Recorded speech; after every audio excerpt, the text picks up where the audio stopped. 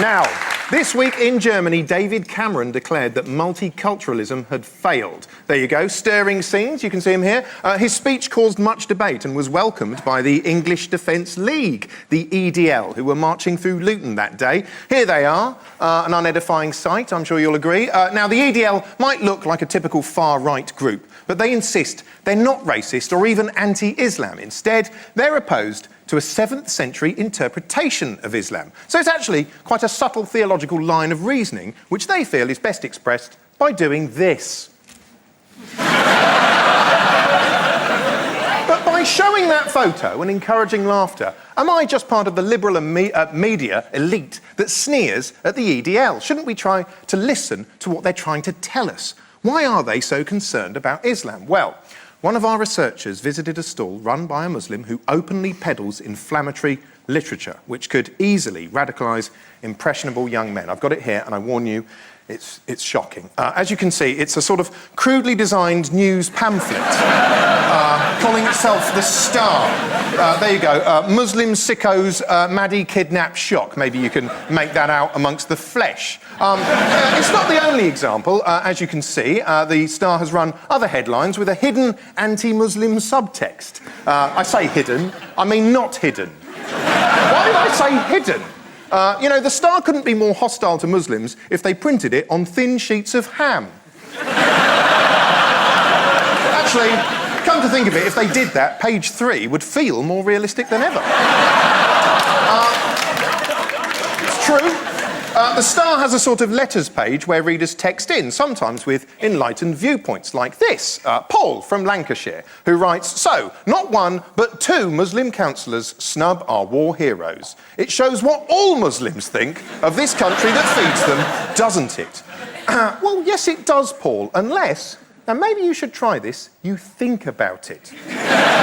Because, for instance, if we were to judge all white Britons by the actions of these 2, then us whiteys are all creepy fucking idiots who can't put up a shelf without causing hilarious mayhem. Paul may have been rendered too angry to think by this online Daily Star article about 2 Muslims not applauding a soldier, which fails to mention the many other Muslims at the same event who did. It also disrespects our heroes by misspelling the word heroes. Shocking abuse of English.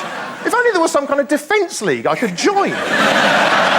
Anyway, with reporting like that, little wonder, in a poll today, 99% of Daily Star readers said they'd vote for the EDL if it became a political party. Clearly, many white working Brits feel marginalised, while Muslims feel unfairly maligned. What could possibly bring multicultural Britain back together? Well, the answer is laughing at gypsies. It's a prejudice that can unite us all, yes. Big fat gypsy weddings, a gaudy and surprising hit which showcases aspects of the traveller's lifestyle which the average viewer had never previously considered looking down on. Some gypsies say it's not representative, although the show's producer says, as a result of this programme, people are seeing them differently. Well, certainly lots of fans on Twitter have gained fresh insight. Here's a selection of points of view tweeted by viewers during Tuesday's edition of the show. Philip took to his keyboard to say, "I fucking hate pikeys." Yes, well, strong words there, Philip. Certainly food for thought. Marvelling at the costly ceremonies, Annabelle wonders, do they get the money from stealing car radios? I don't know, Anna. And let's face it, nor do you. Still, they're not all hostile. For instance, Hooligan writes, "I'd fuck some of them gypsy gal if their pum-pum don't smell."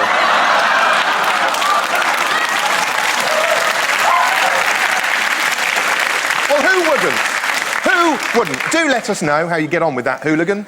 There you go, Cameron. Who says multiculturalism has failed? I now return you to your regularly scheduled programme. David.